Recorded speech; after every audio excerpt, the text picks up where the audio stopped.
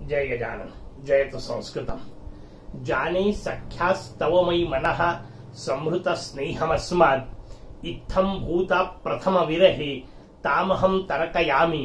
वाचालं मां न खलु सुभगम् अन्यभावः करोति प्रत्यक्षं ते निखिलमचिरात् भ्रातरोक्तं मया यत्।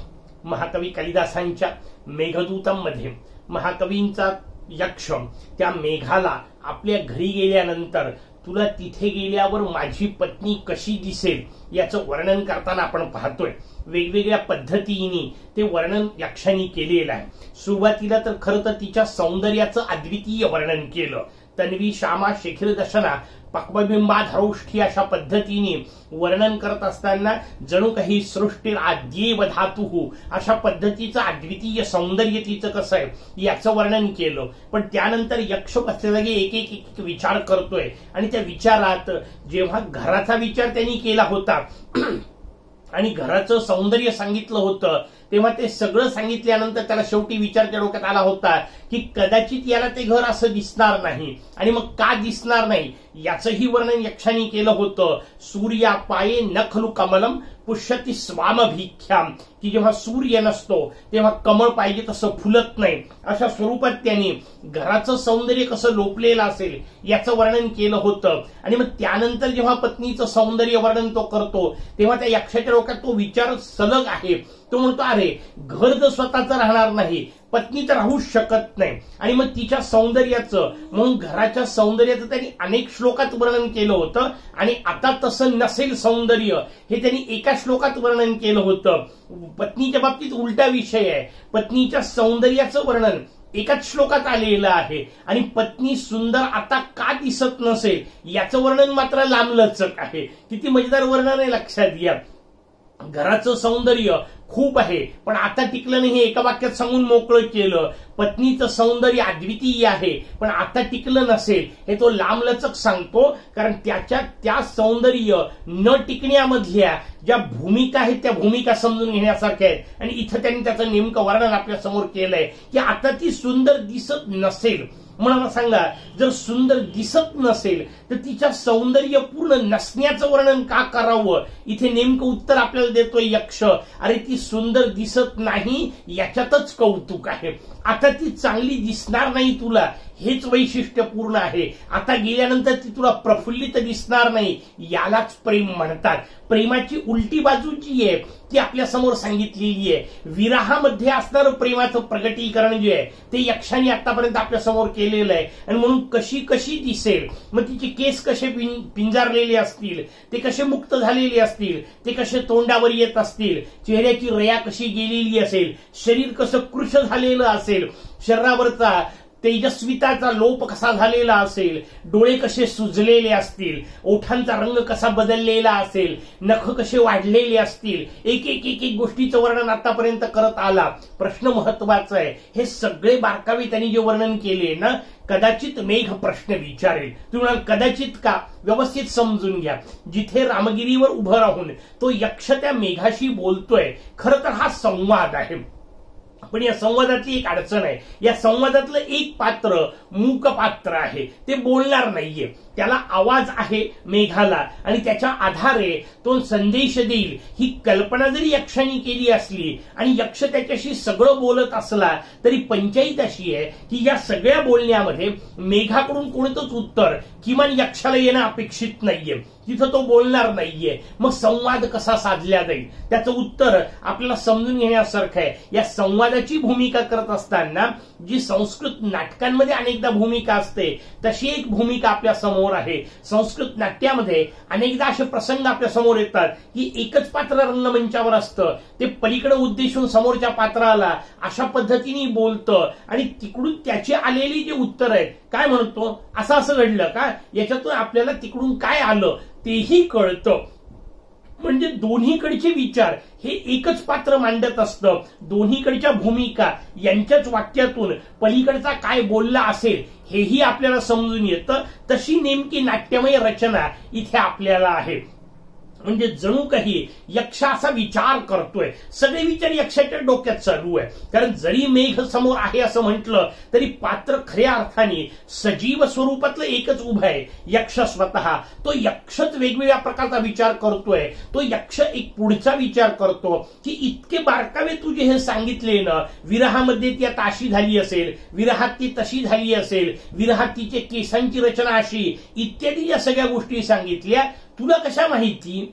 कारण विरह तर कधी झालेलाच नाहीये पूर्वी. यापूर्वी तुला असा कधी विरह झालेला नाही, तू विरह पाहिलेला नाही. आणि दुसरी महत्वाची गोष्ट, जेव्हा ती विरहात आहे म्हणजे तू इकडं आहे, तेव्हा ती कशी आहे हे तुला दिसायला काय मार्ग आहे? तुला पाहायला कोणती सोय उपलब्ध नाही, मग इतके बारकावे सांगतोस कसे? अशा अर्थाने जणू काही मेघाने प्रश्न विचारलेला आहे असंही यक्षच गृहीत धरतोय आणि त्याला उत्तरही यक्षच देतोय. किती मजेदार नाट्यमय रचना आहे, लक्षात घ्या. तू कदाचित मला म्हणशील की तुला एवढं सगळं कसं माहिती, तर मी तुला सांगतो असं यक्ष स्वतःच म्हणतो आणि स्वतः सांगायला सुरुवात करतो. अशा पद्धतीचा हा सुंदर श्लोक आहे. म्हणून आपल्याला ती सगळी रचना समजून घ्यायची आहे की कशा पद्धतीने त्या विरहात इतकं बारकाव्याने वर्णन त्यांनी त्या विरहावस्थेचं केलं. ते वर्णन करत असताना तो म्हणतो, मी हे वर्णन करू शकतो कारण जाने सख्यास्तवमयी मनः, तुझ्या सखीचं, तुझ्या मैत्रिणीचं माझ्यावर जे प्रेम आहे ना, माझ्या ठिकाणी तिचं जडलेलं जे मन आहे ना, ते जाने, ते मला माहिती आहे, मी ओळखतो ते. आणि त्याच्यामुळे मला निश्चितपणे माहिती आहे की ती अशी अशी झालेली असेल. हे सगळं मी कशाच्या आधारे सांगतोय? माझ्या मानसिक गुंतवणुकीच्या आधारावर सांगतोय. इथला गुंतवणूक शब्द तिच्यात माझं जे मन गुंतलंय या अर्थाने मी वापरतोय. तिच्या ठिकाणी माझ्या मनाची जी संलग्नता आहे, त्या संलग्नतेतून हा विचार मी करू शकतोय कारण मी तिचं मन जाणतो. फार महत्वाचा विषय लक्षात घ्या. प्रेम शरीराचं नाहीये, प्रेम मनाच्या पातळीवर आहे. शरीर दुरावलेलं आहे, मान्य, नाईलाज आहे, त्याच्याबद्दलचा प्रश्न नाही. विरह शरीराला झालेला आहे, मनाला असता उपयोगी नाही. ती भूमिका आपल्या समोर सांगतायत आणि म्हणून म्हणतायत की मी तिचं मन जाणतो. भले लांब असेल मी, पण लांब असलो तरी प्रेमात आहे आणि प्रेमात असल्यामुळे मी तिच्या जवळच असल्यासारखा आहे. एका वेगळ्या पद्धतीने एक वेगळी गोष्ट मी आपल्याला सहज लक्षात आणून देऊ शकतो. म्हणजे हा प्रेमातला संबंध आपल्या लक्षात येईल. जेव्हा दोन व्यक्ती एकमेकांवर प्रेम करतात ना, तेव्हा त्यांचं बोलणं सहज ऐका. म्हणजे मुद्दाम त्यातला काय बोलतात या अर्थाने नाही म्हणत आहे मी, त्यांच्या बोलण्याची पद्धत ऐका. अत्यंत हळूवार बोलतात. कोणतेही प्रेमातले, प्रेम केवळ स्त्री पुरुषाचा एवढा विचार करू नका. अत्यंत प्रेमाने जेव्हा व्यक्ती बोलतात तेव्हा अत्यंत हळूवार बोलतात. अगदी शेजारच्याला सुद्धा ऐकू जाणार नाही इतक्या हळू आवाजात बोलतात.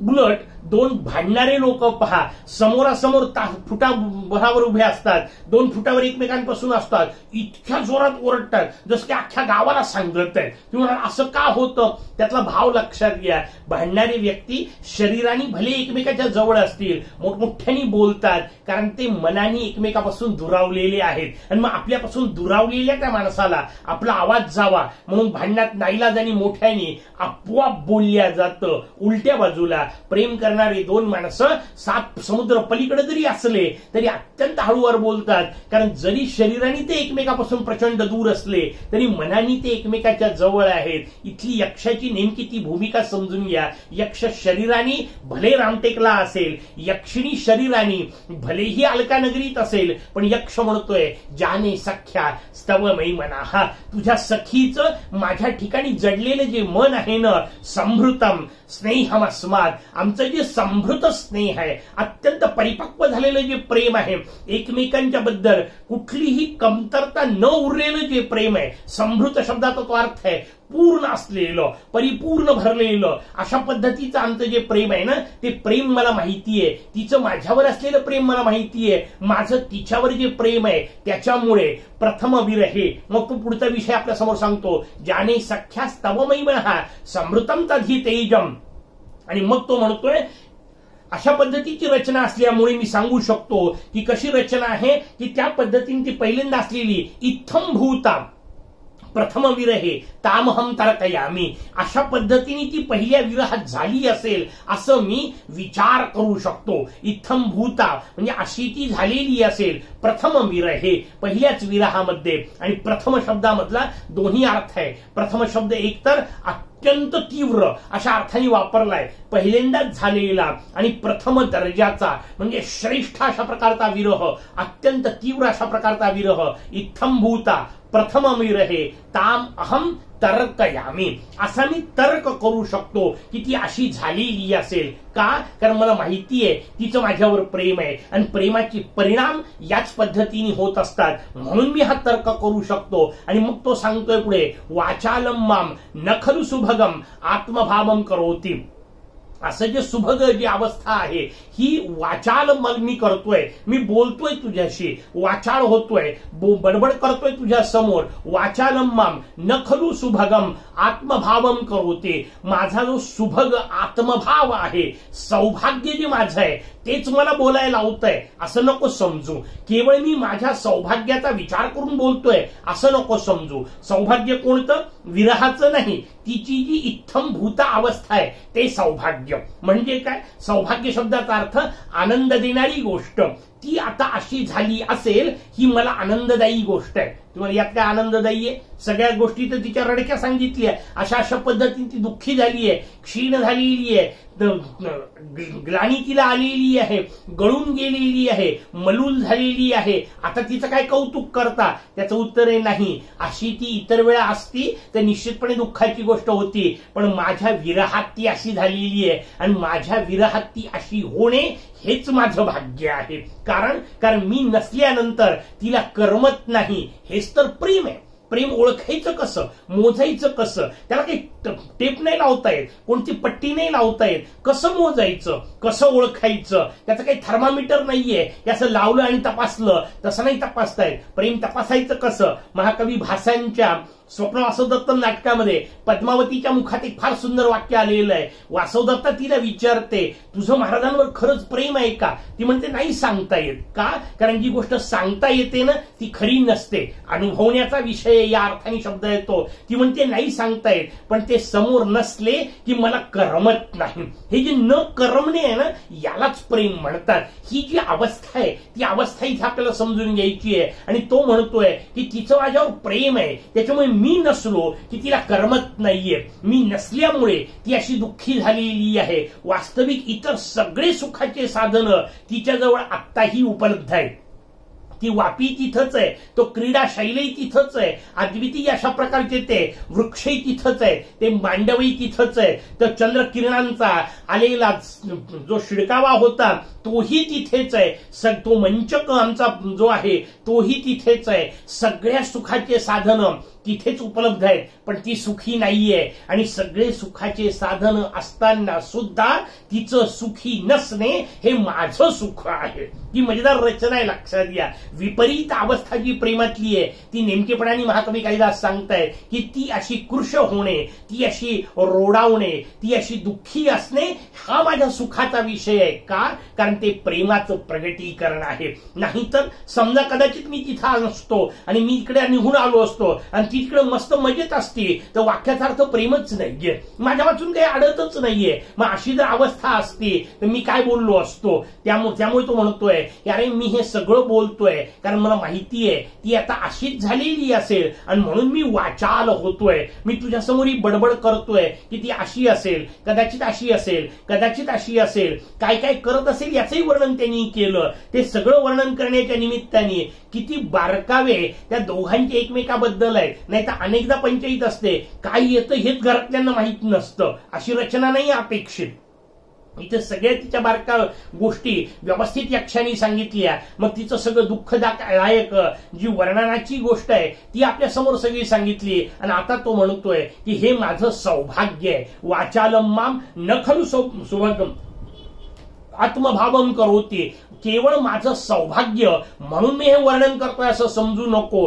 केवळ माझ्या मनानेच मी आपलं काहीतरी माझं सौभाग्य आहे, माझं सौभाग्य आहे करत मी माझ्या मनाचे काही मांडे मांडतोय किंवा माझ्या मनानेच काही संकल्पना करतोय असं नाही. लक्षात ठेव. शेवटच्या ओळीत त्या मेघाला उद्देशून तो यक्ष म्हणतोय प्रत्यक्षम ते निखिलम अचिरात भ्रातरुक्तम मयायत.